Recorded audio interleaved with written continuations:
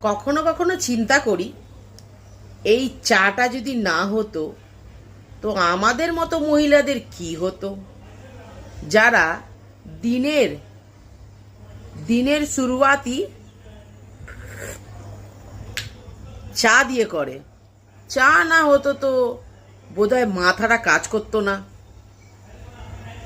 আর আমাদের বিস্কুট হলে তো আরো কি বলে, জমে যায়, জমে একদম ক্ষীর হয়ে যায়। আর এ দেখো,